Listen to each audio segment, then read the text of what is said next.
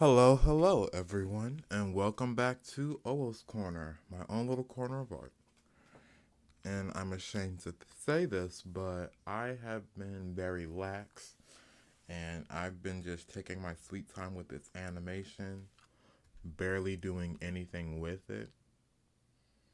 And honestly, I'm ashamed because I should have had this complete and done by now, but it's just still in production for whatever reason. And there's like nothing stopping me. I've just been lazy.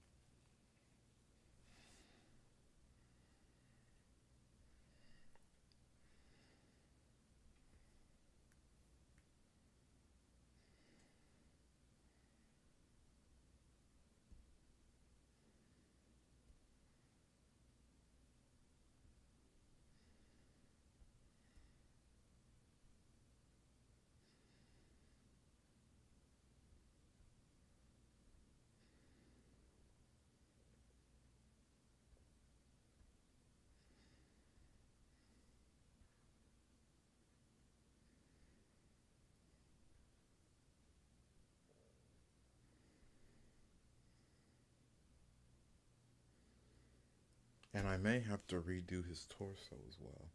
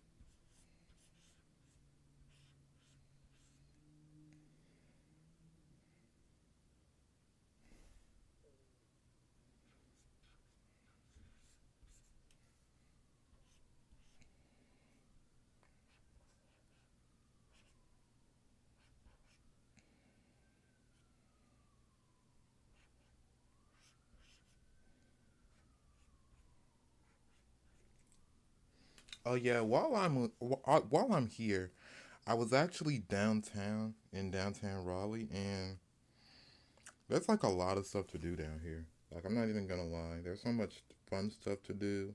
There's so much exciting stuff to do, like restaurants, really anything you can think of. It's so fun. I was all downtown yesterday. I think I was down there for like maybe 3 or 4 hours. walked around. There was this nice museum called the City of Raleigh Museum, and it's over on Fayetteville Street. The only issue with it is that, like, sometimes it looks like it's closed. Like, I hate to be that guy, but it doesn't really look that inviting, so to speak.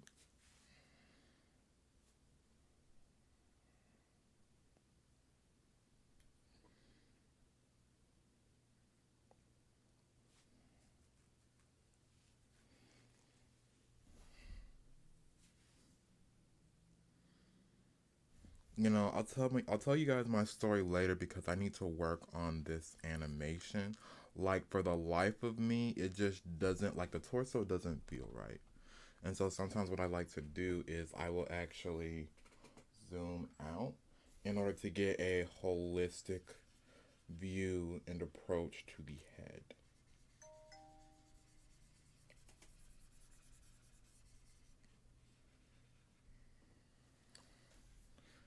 Now, I am using my sizing chart, and so basically, what they teach you in art school is that you have sometimes it's a sort of like wayfinder, like they give you like a wooden popsicle stick or a wooden like rod, and you will put like your finger or your thumb and you will gauge the size of like the top of the head to like the bottom of the chin. The only issue with this piece is because the head is angled up, I actually have to go to sort of the base of the neck instead of the bottom of the chin. Or I have to find sort of where the bottom of the chin would be if the character is looking dead on. So that would actually be somewhere.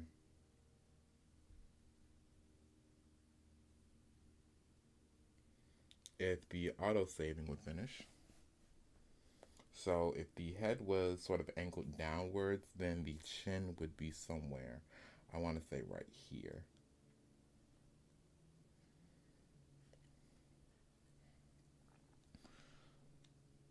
And so usually how most bodies are is it goes from your the top of your head to your chin, that is one head height.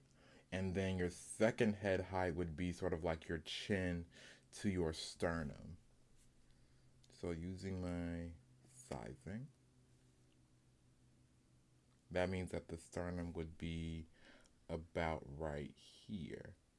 But I do have to sort of adjust for the angle because this character is angled upwards, so the sternum is actually going to come up a little bit. So instead of this being the true area of the sternum, I actually want to move it up a little bit to right here. So this will be where I draw the sternum, and then its pecs are going to be above that. So like usually if you see people, they sort of have like a diamond shape where their sternum is because that's where your pecs form, and if you're very muscular, your chest will fill out and become pecs, and then you're starting sort of like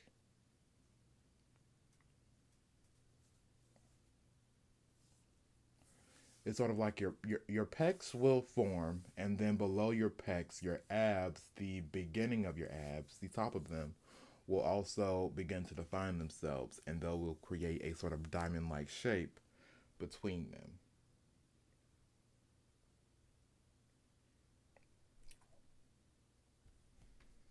Another thing is that the width of your head. So first, let me make a line down here. Now the width of your head also dictates how wide and how broad your chest is. So from here, so from ear to ear, or presumed where the ears would be, to about here. So that means that your pec is going to be this wide, and then we're going to do the same for the next side, and this pec is going to be about this wide.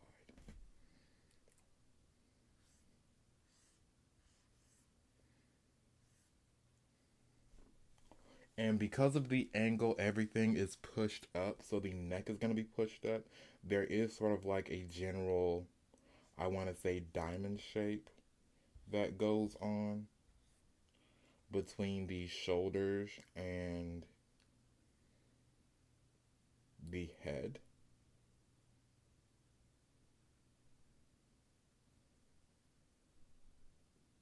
I then want to do the collarbone, so that is angled up as well. So that's going to be more so like a angled, almost pushed up sort of deal. And this is actually going to come up a little bit to be about right here.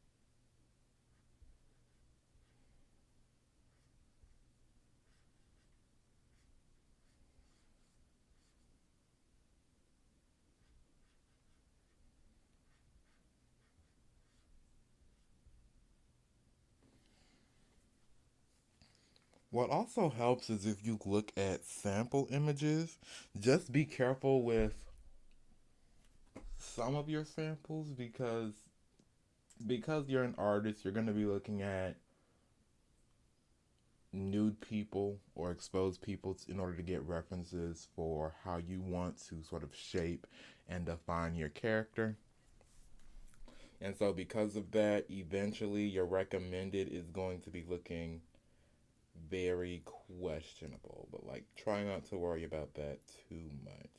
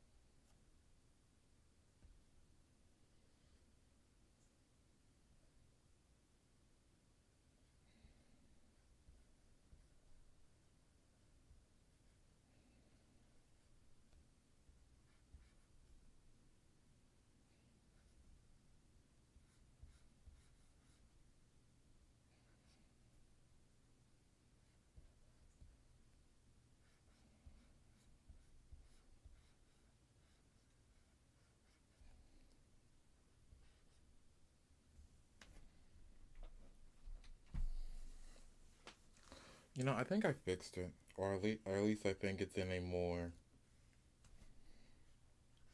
workable shape than when it was last time.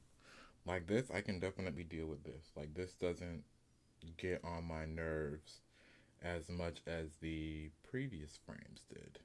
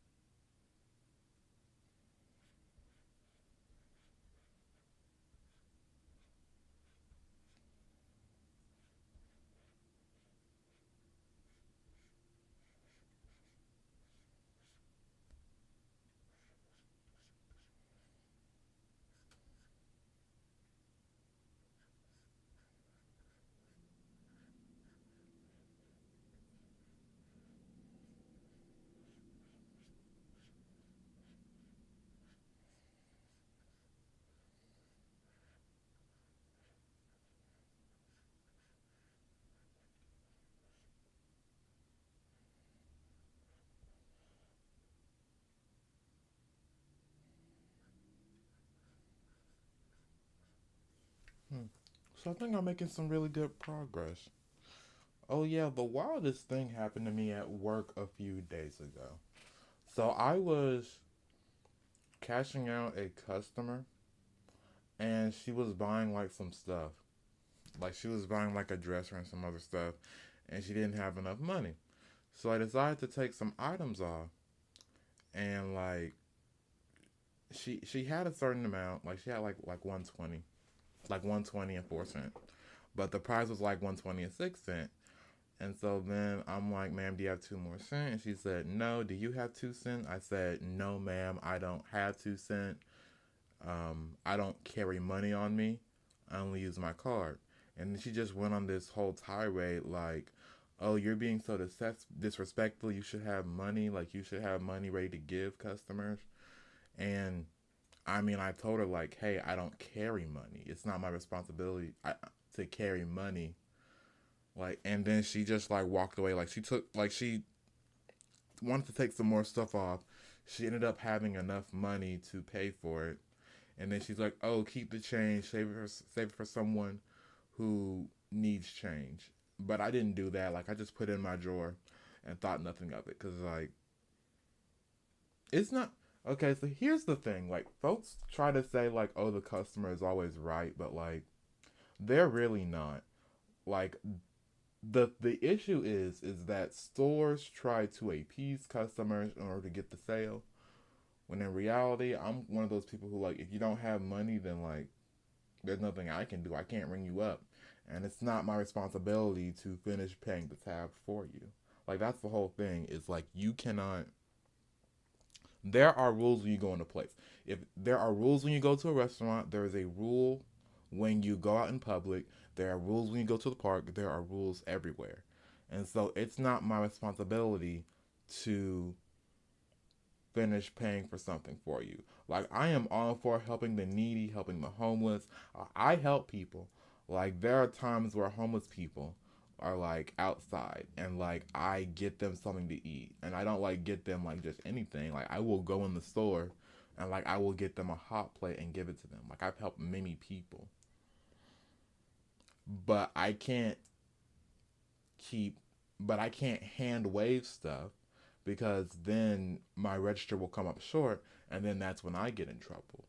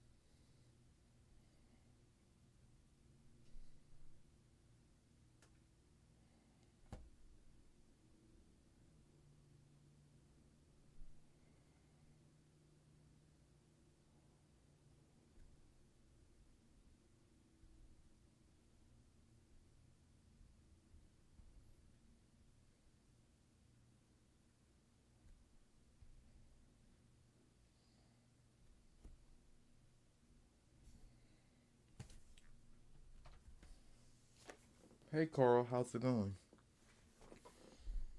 I'm just doing some cleanup because my skills have gone rusty and I'm not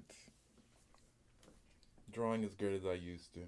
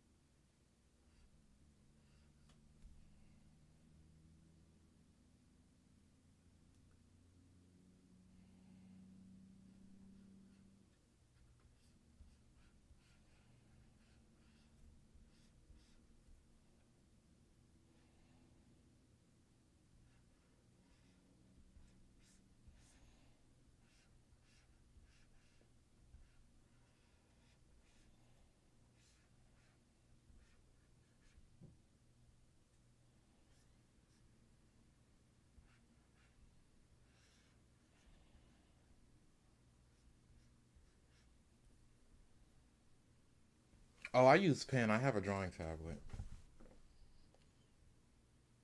I have a drawing tablet. I can't use mouse. I mean, I could use mouse, but that would take far too long and be far too difficult. So I am using pen.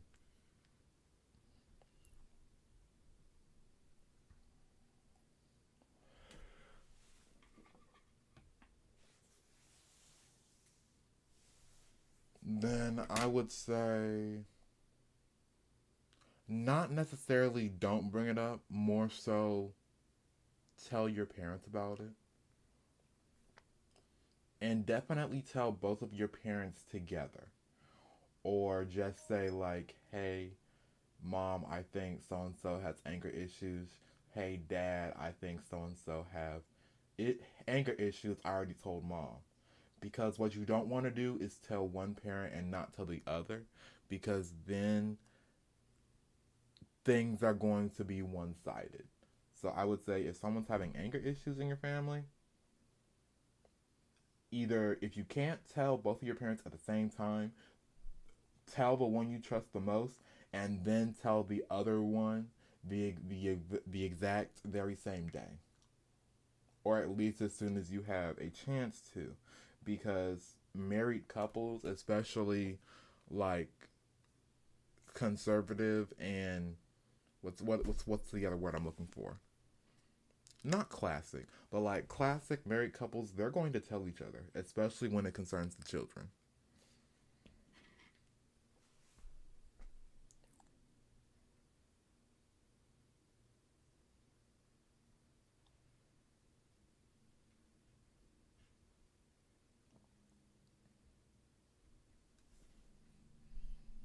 At least that's my personal opinion.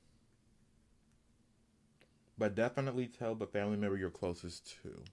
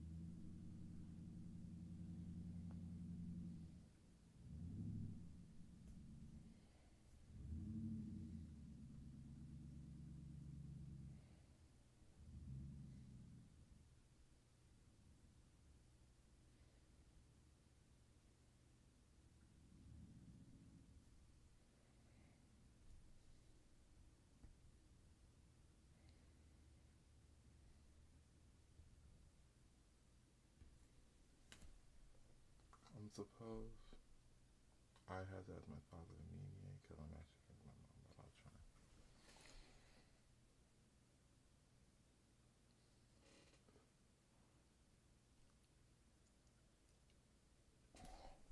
Well, the thing is that with your mom, what you should say is like, "Hey, mom, you've been a bit more aggressive or angry often.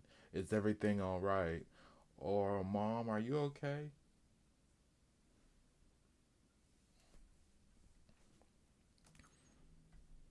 Basically, this is a test animation, and it's been a test animation for a while now. I've sort of just been, I don't know, like I've been going through some stuff. So this was supposed to essentially be a test animation where I worked on how I animate magic as well as how I animate and go through my action scenes.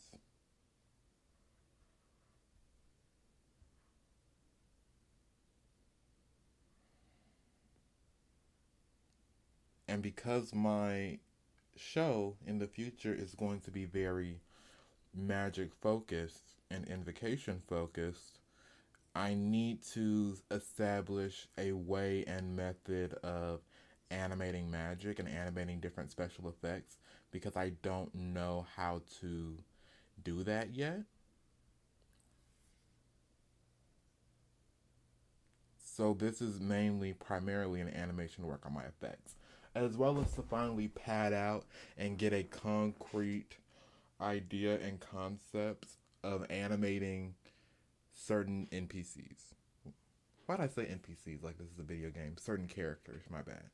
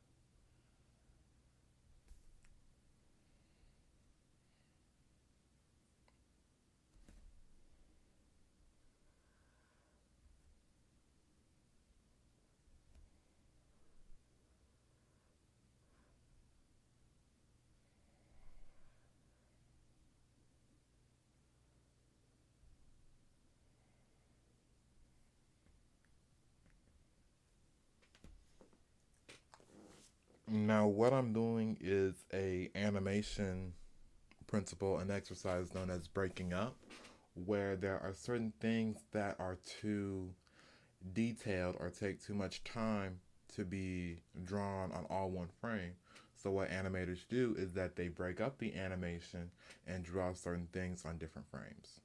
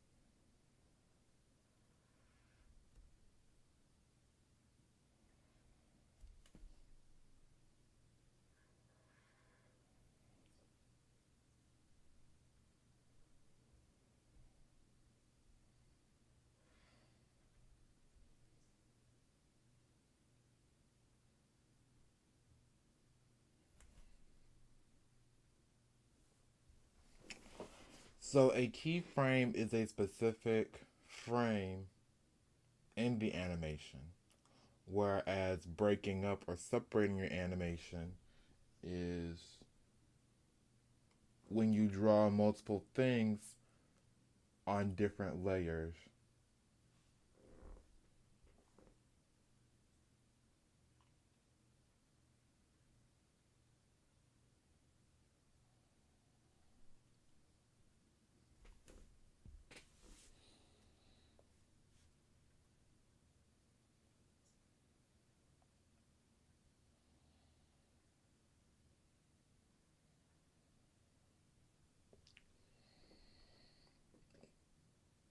I mean, like, I have pictures from my contacts, and like they're candid shots. Like, I take pictures of people, and I'll just like, oh, this is your contact photo. Like, if that's what you want to do, then there should be nothing wrong with that because it seems, natural. And your contact list is private to you, so your mom doesn't even have to see it.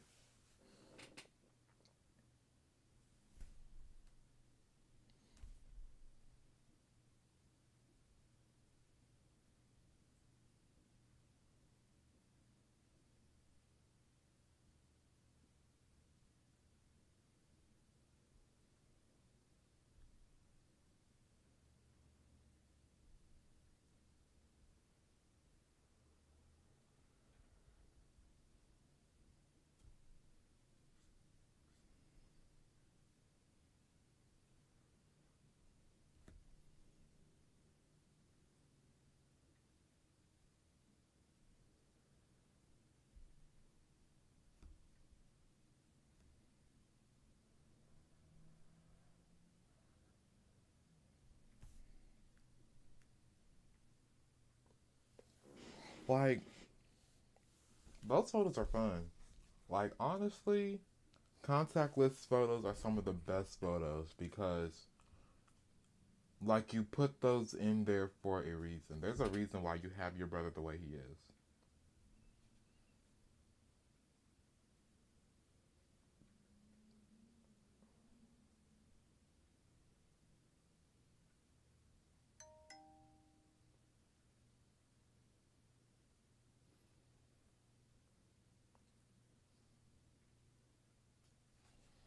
I mean, like, I have a bunch of different contacts, like, and I take pictures. I have this old picture of my mom that I have in my contacts, and she's just so lovely.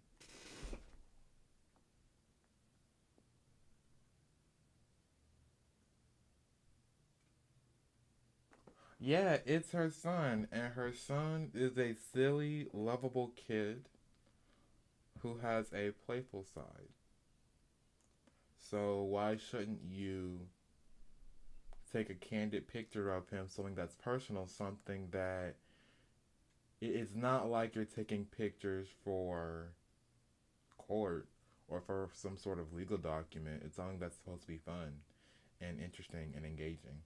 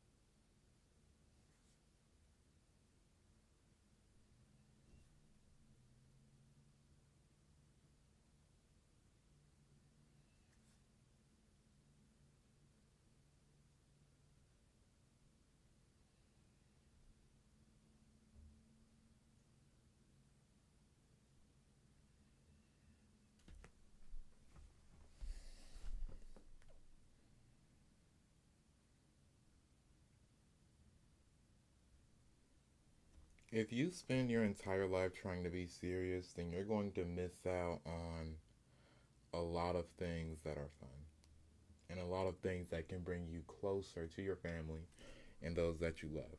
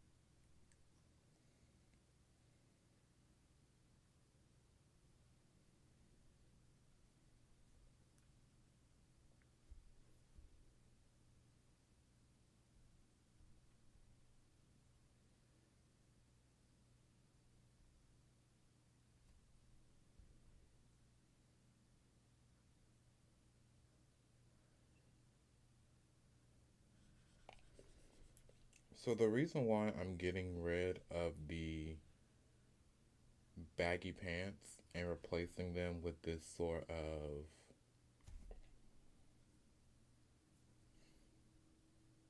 shorts and thermals combo is because drawing each individual ruffle is going to take too long to animate, and because I have time constraints as well as color constraints.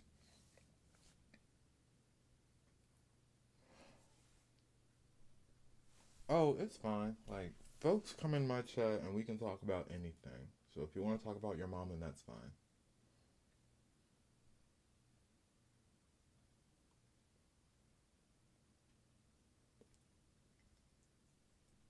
I haven't planned anything yet for Mother's Day.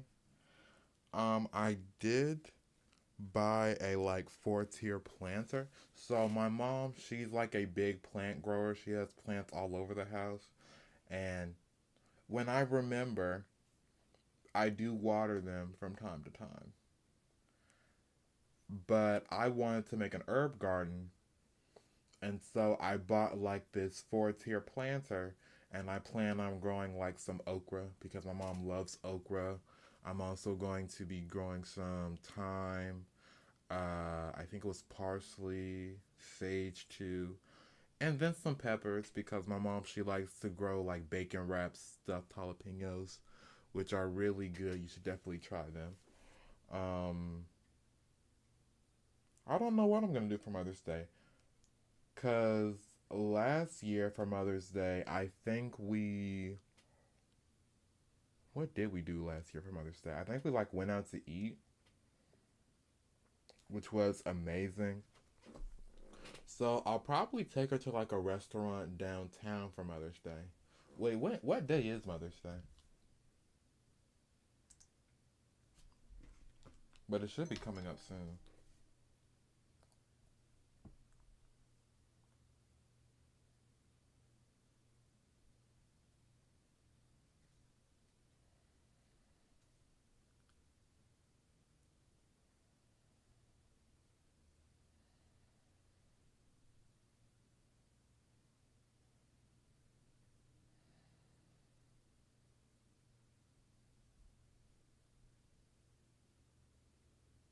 Oh, May 12th?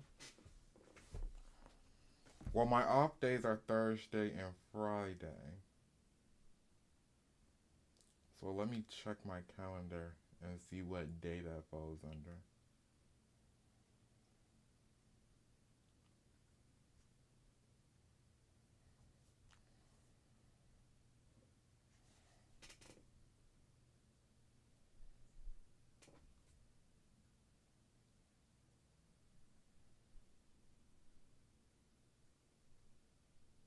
May 12th is that Sunday, so I'll see if I can get that day off. I know it may be a bit last minute.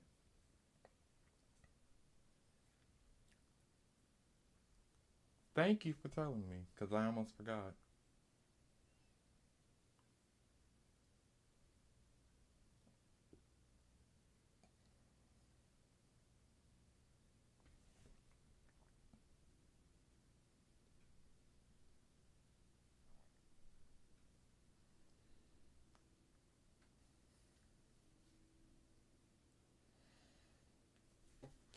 I'm actually doing this right now midstream going into my app and seeing if I can get that day off. Probably will, probably won't, but hey, I'm a man of faith.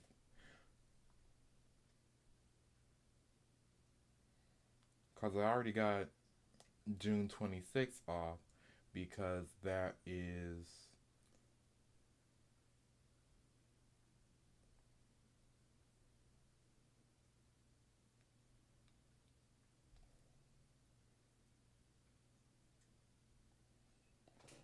yeah, right before it's scheduled. So let me just go to May 12th and get that day off.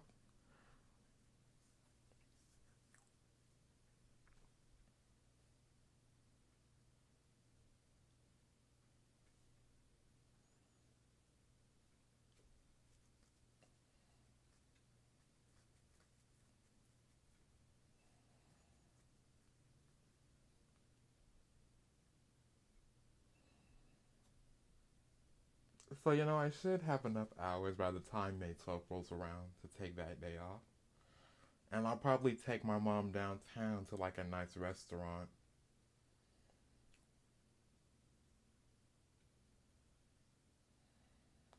Cause like when I tell you I be doing stuff, like I do stuff. Like I go downtown. There's a bunch of different cafes I go to, different restaurants too.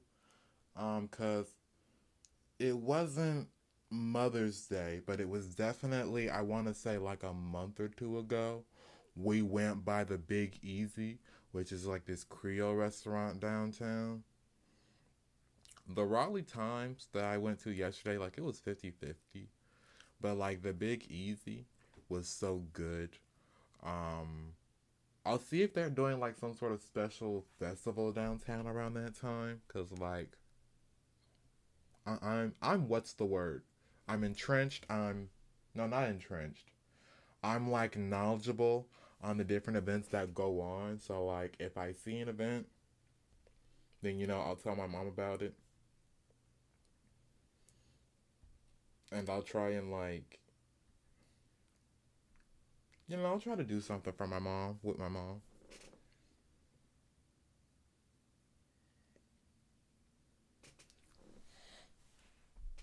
Cause there's this one cafe. There's also another one. I could take her by Gravy, which is more so like a southern restaurant.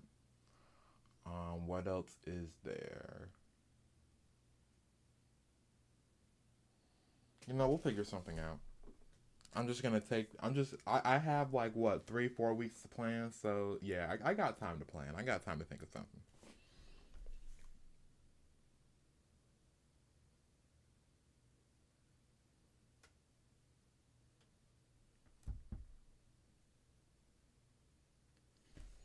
And that's the thing about me. It's like I don't intentionally mean to forget about holidays. Like I just don't. It's not that I don't think. It's more so like I think I have more time than I actually do. Like that's one of the big major things about me that I need to work on. But yeah, folks, here's one thing you need to know about me and my channel. Take care of your mama and your daddy while you can. Okay, take care of them while you can because you don't know what's gonna happen tomorrow, what's gonna happen a week from now. Like you only get one mom and one dad. So make sure you take care of them.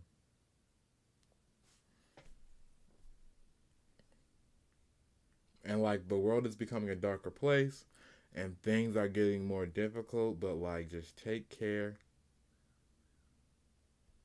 Just take care of them folks.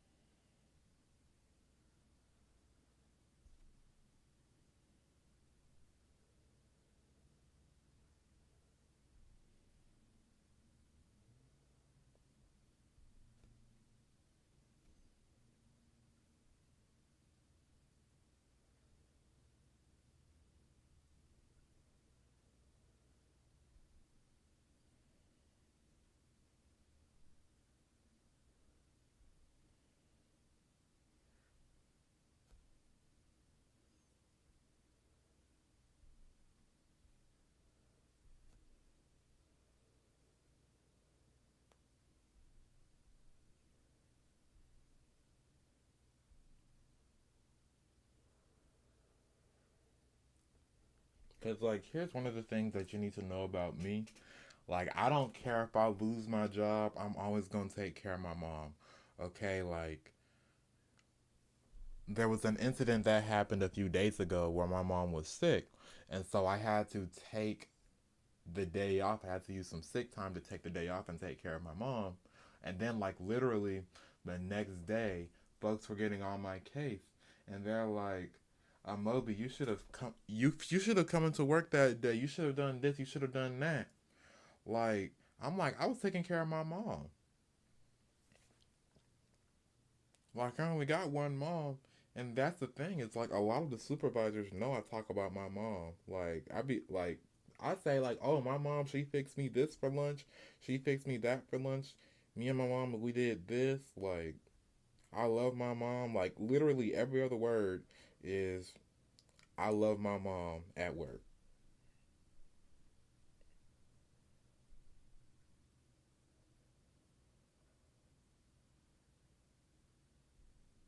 And then my supervisor's gonna say something. You should have waited. Like your mom wasn't sick all day. You could have waited for her to get better, or you could have called her and make sure she was all right, and just take an Uber. You can take an Uber to work. I'm like, it's not a. And like I'm the kind of person where I just brush things off. Like I don't really tear into people like that. But my whole mentality is, if I don't feel comfortable leaving my mother alone, then I'm not gonna leave her alone. And it's really none of their business how I take care of my mom or if I choose to take care of my mom or not. And they have no say or authority in that matter. Like if I want to take the day off or if I want to take some time off to take care of my mom, I'm gonna take care of my mom. I don't really care what anybody says.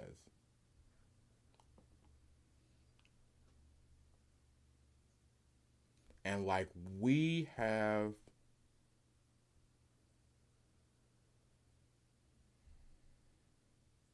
a very corrupt system where folks will. Hmm,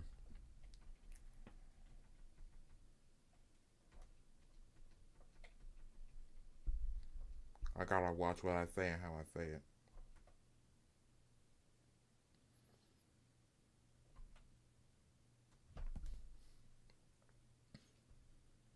We have a very corrupt and dark system where some folks, not all, but some, will legit abandon their parents for the sake of their job.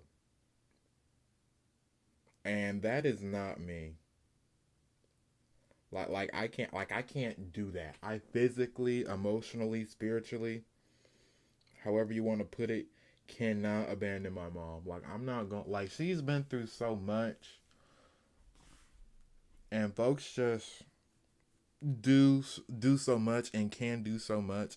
Like you're not gonna have any sort of success in life by not taking care of your parents. I don't care what you say. I don't care how much material wealth you got. There's a reason why you see people who are after their parents or somebody close to them dies and they're just bawling out crying and they're just a total mess. Like even with my own grandmother, like I'm not going to go into family business, but there were some people who were just bawling their eyes out, crying like mad, quiet, crying like crazy. Now I didn't cry at all, and my mom, like, she cried, but she didn't cry as much. Like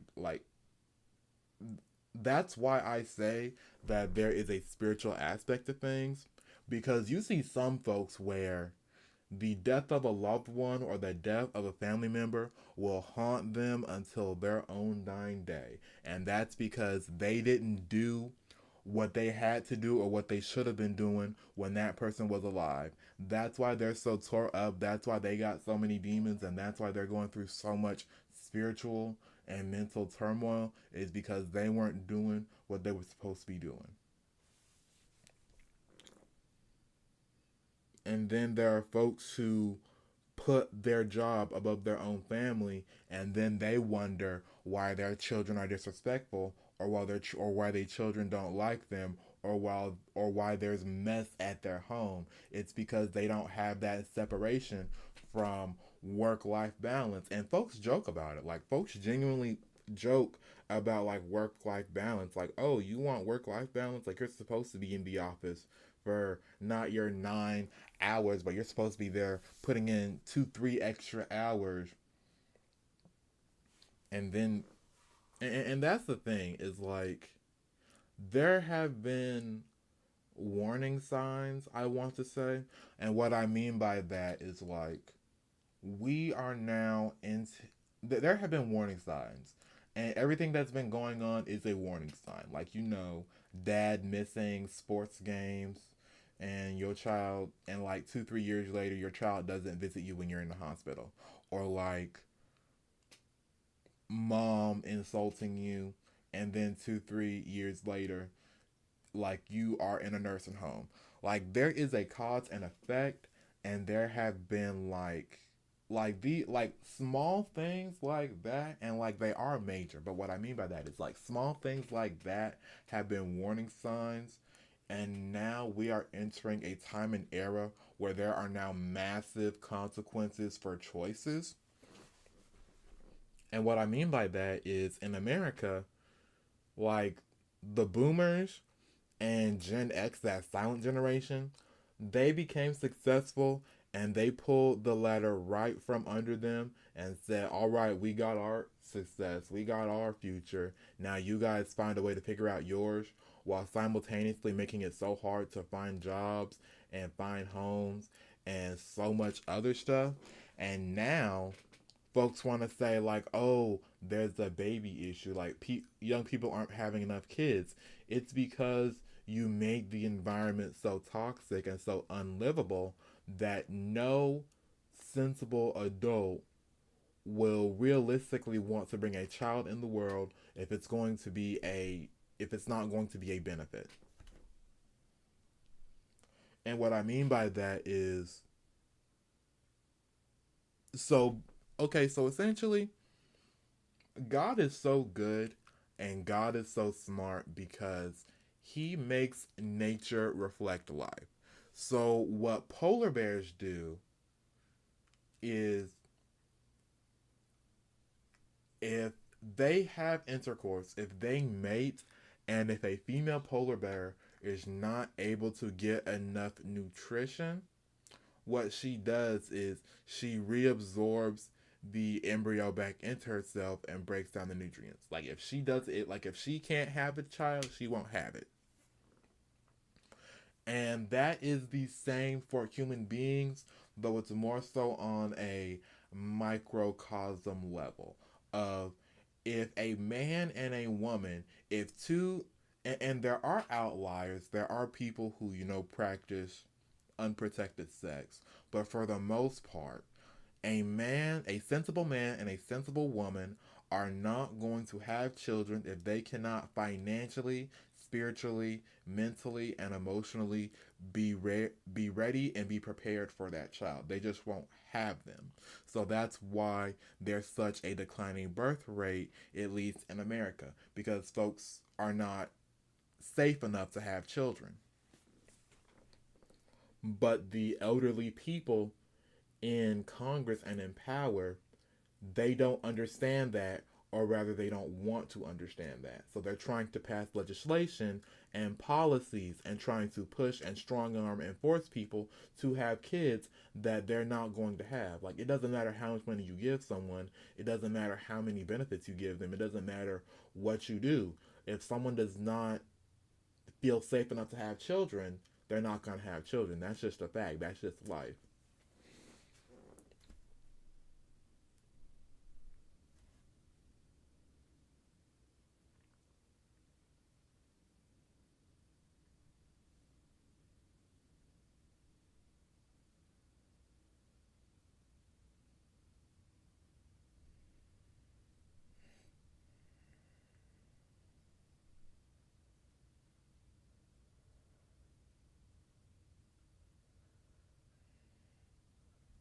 which is why I've always tried to push and explain to people that there is a spiritual aspect to things. People have often tried to disprove God, but even if you don't believe in God, there is still a supernatural cause and effects to things you do. There are generational curses. There are different things that go on chemically. There are inherited behaviors that you get from your father and your mother. There are generational curses. And there are consequences for the things you do, both immediate and long term. So if you make a system to where only the wealthy get richer and the poor get poorer, you cannot complain about the loss of people who now do not want to be part of the system or who are now refusing to have children because they do not want to bring a life into this world that they cannot care for. And you also can't punish people who are the less intelligent by forcing them to have a child come to term. Because it doesn't matter how many people, like it does not matter if you make the Handmaid's Tale a reality. No matter what you do, there's always going to be some zero factor, some 11th hour that will cause you to reap what you have sown.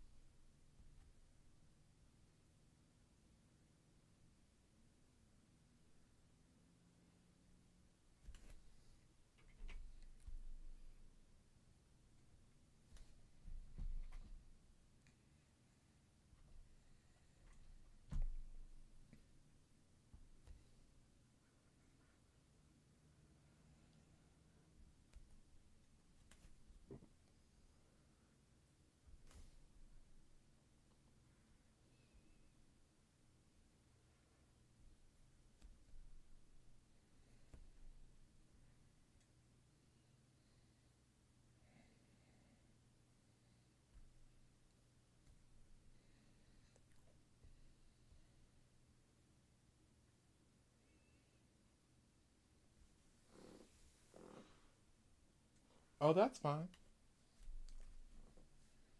Don't feel like you need to stay here forever. It's always come and go as you please. But I do thank you for stopping by. My own little corner of art.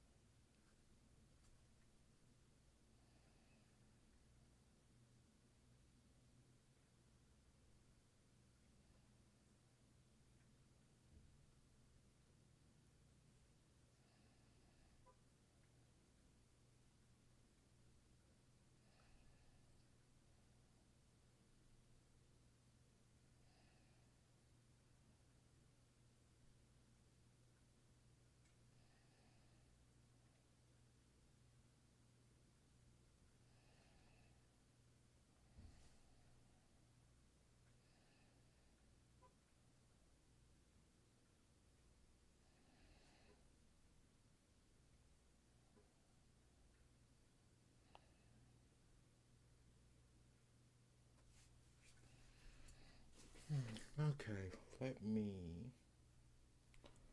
work on this.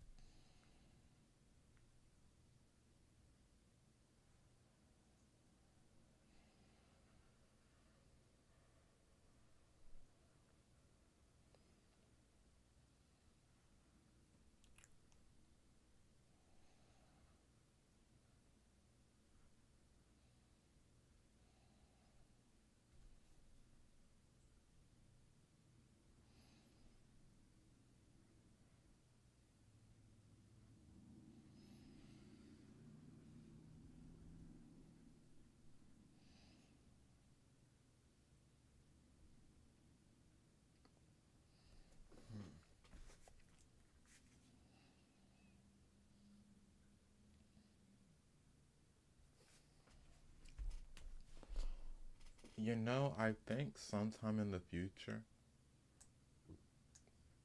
I would definitely like to make like a sort of guide for different tabletop role playing games like D&D, Cyberpunk, and Vampire the Masquerade because I just love them.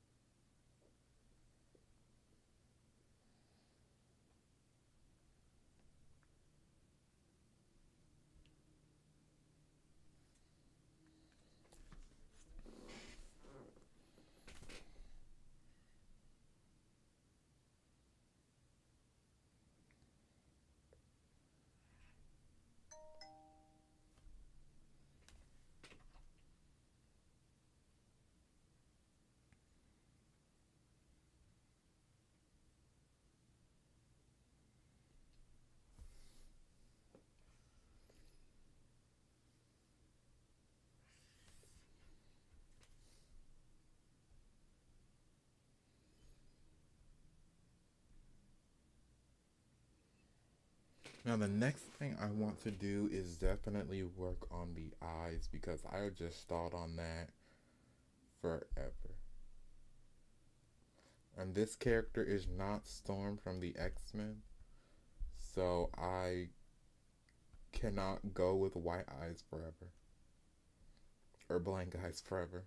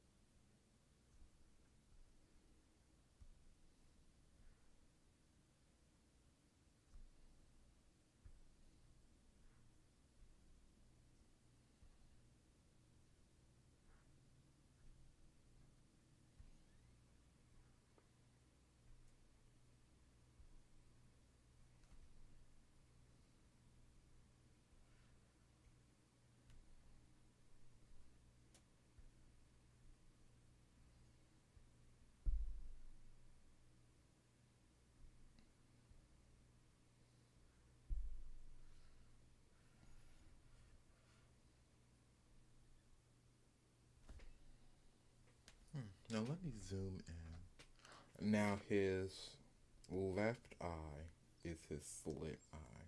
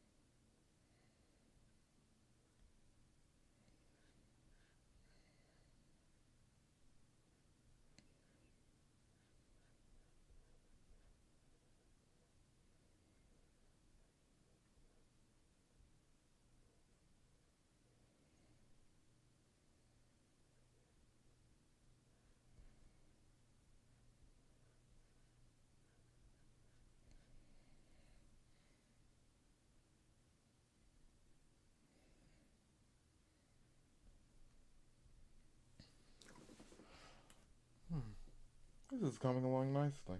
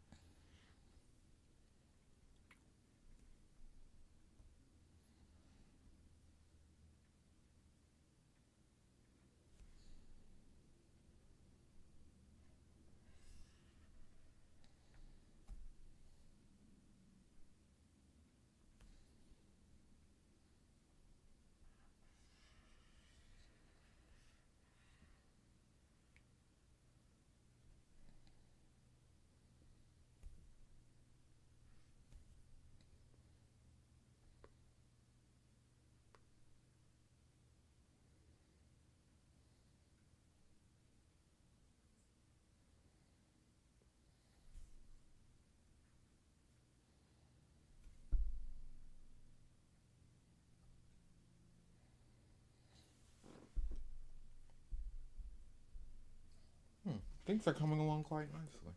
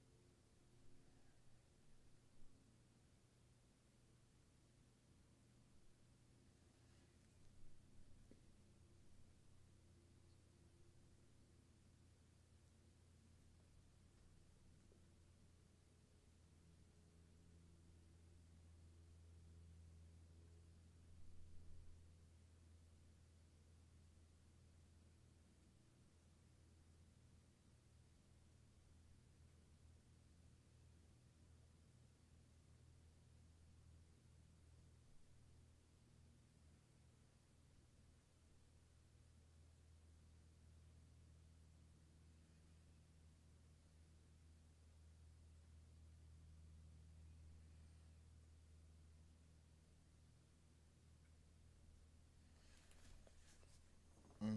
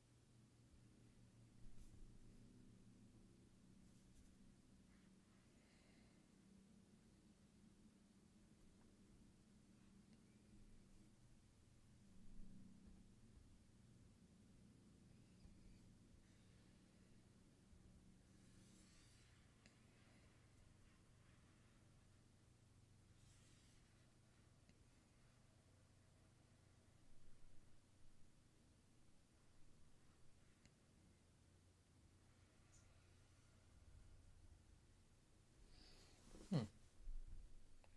This is coming along nicely. I may just need to take some more time with it. But I think I'm done for now. I just need to work on So I want to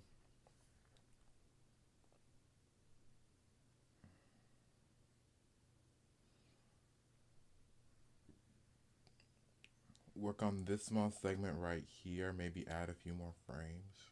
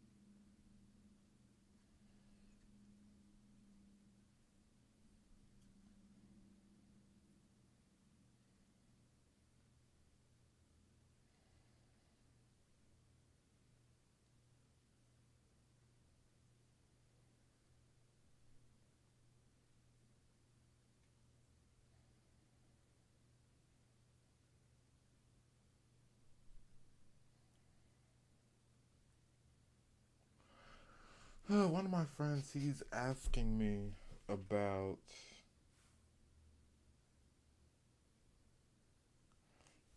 his character for our Vampire the Masquerade game, and he's playing a gangrel. But he likes being. Mm, I'm not, no, I'm not gonna go there. I'm not gonna air his dirty laundry.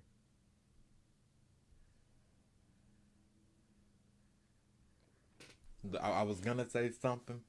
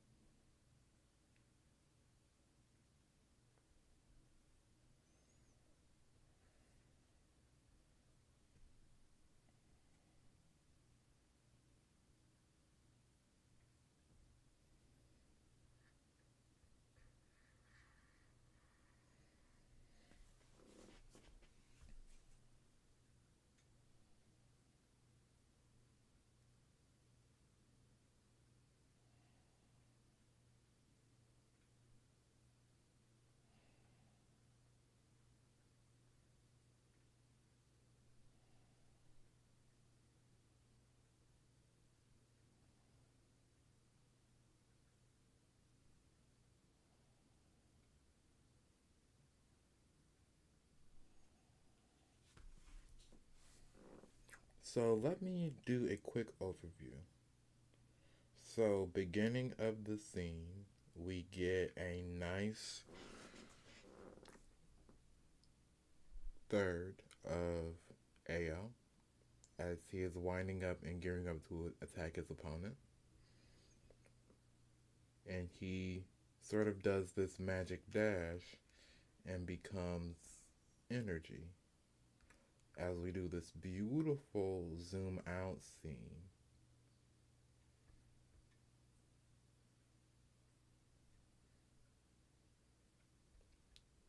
They tussle and fight. This is an extreme zoom out. Zoom out. We then have them both become energy as they clash with each other.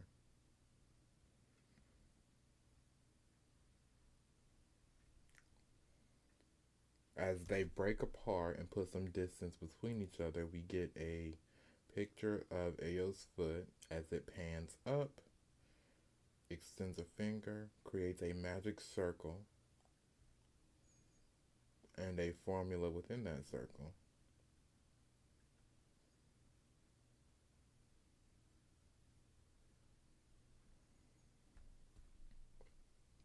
He begins coalescing magic energy before he collects it and shoots a blast at his opponent, and then explodes.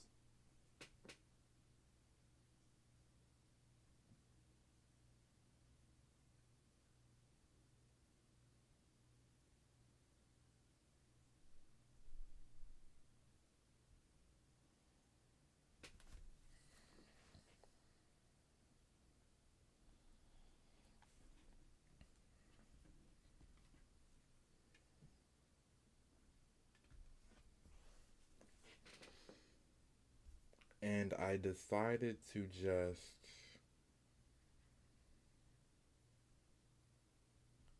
cut out these extra scenes because that's going to be a bunch of extra animations that I do not feel I have time for.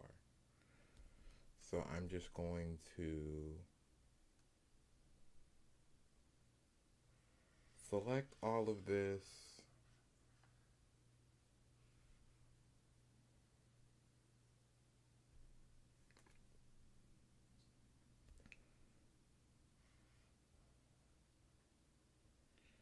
and I'm going to cut it.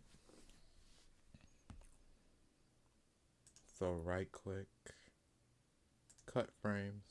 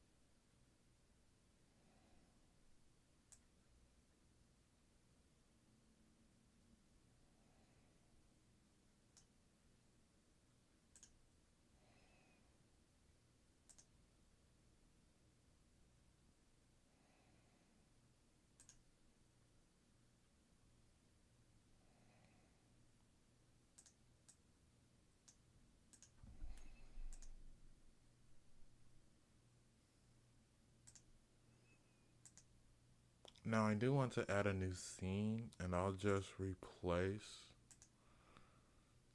the footage I had there. So I'm going to,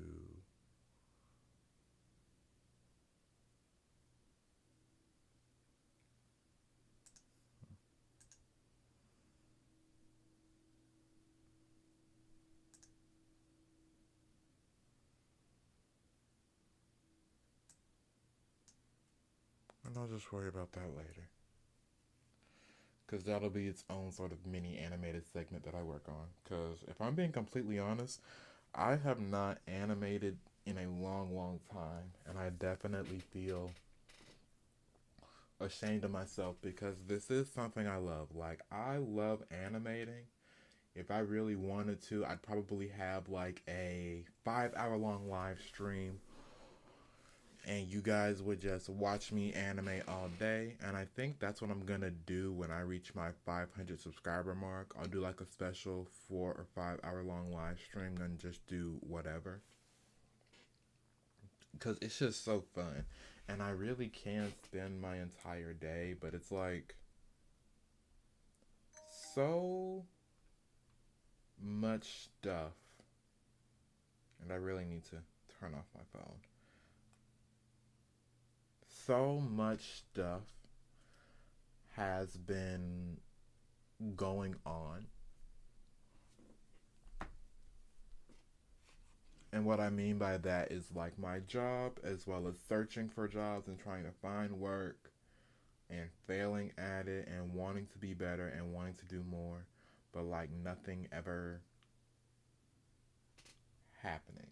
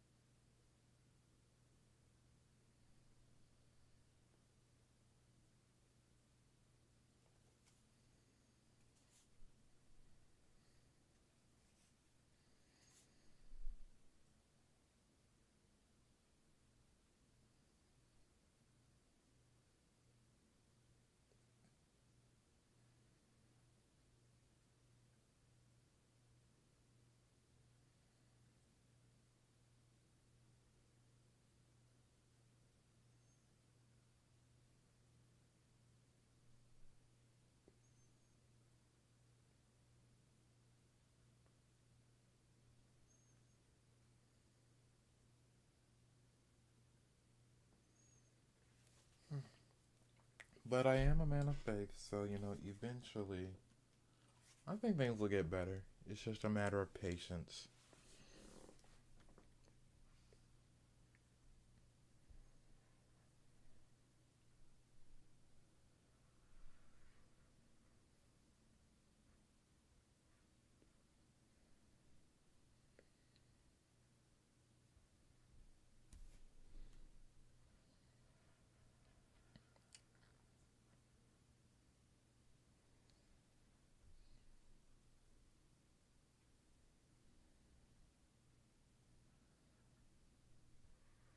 Because I still want to tell stories and I still want to entertain people through my art.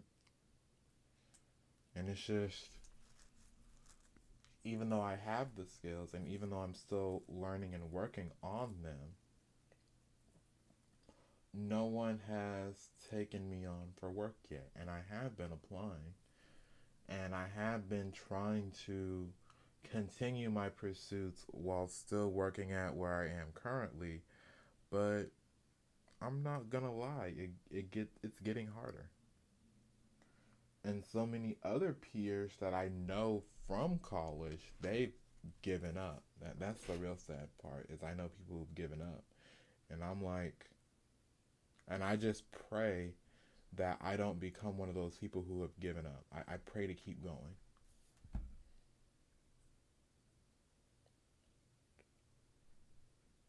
And that's a major factor as to why I've gotten more into my faith, gotten more into believing in God and reading my Bible, because in these trying times, I want to keep going.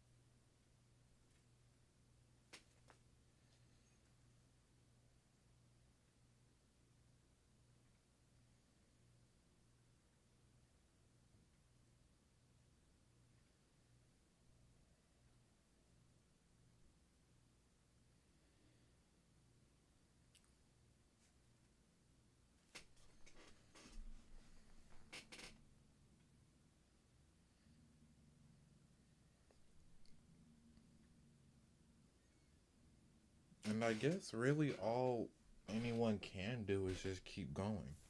Despite the doubt, despite the drawbacks, despite everything,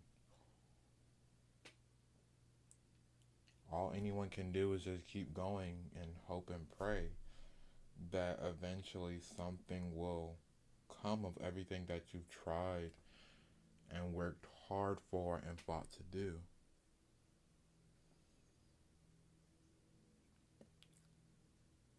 And there are moments and times where I feel like I'm not doing enough or I feel like I'm not trying hard enough. Like, it's like I've been giving 100%, 110%, and then it's like something will happen where it's like, maybe you weren't actually giving 110%, maybe you were just giving 90. Or I need to get ready for work, so let me not draw for like 5 minutes.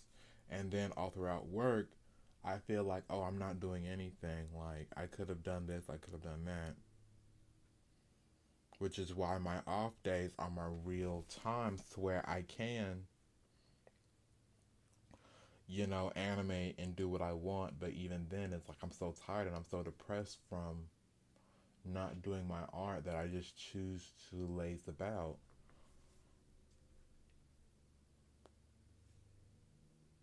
So now I'm wondering, when will I get in a good station? When will I have at least a semblance of things going right?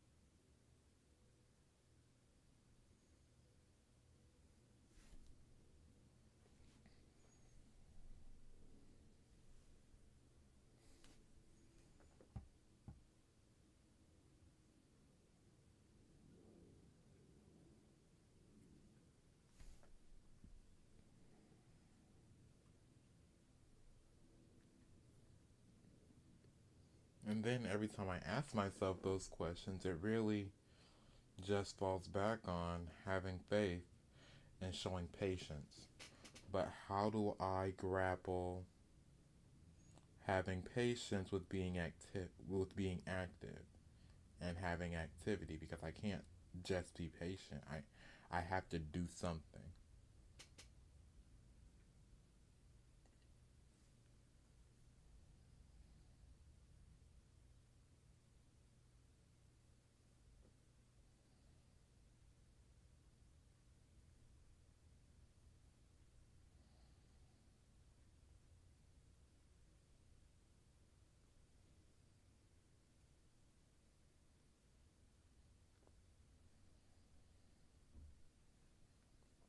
Which is why I also push for people to find small joys.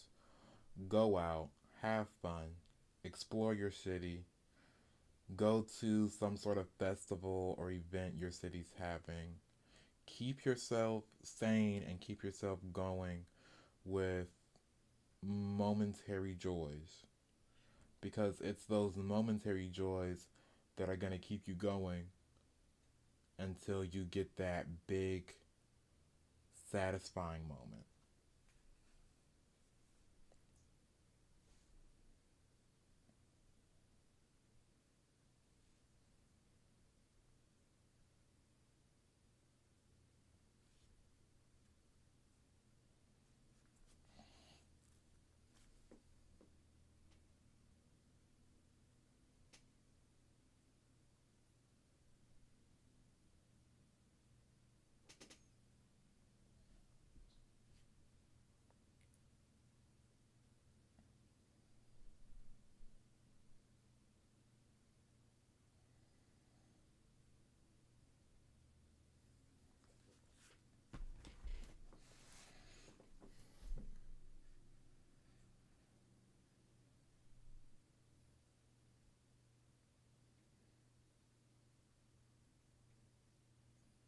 Let's see, I had to animate the beard and the eyes. I also need to start finalizing the effects.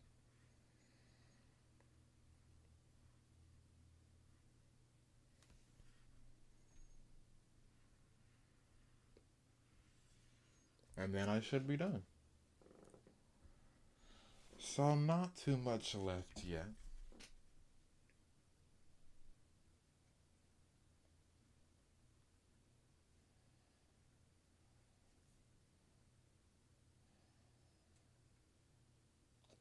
But I guess I better start going now. I've kept you all for too long already. And I'll see you guys my next. Oh, excuse me. That's very uncharacter. I was stretching and yawning, which is very improper, and I apologize. But I stream every Tuesday and Friday around 10 o'clock.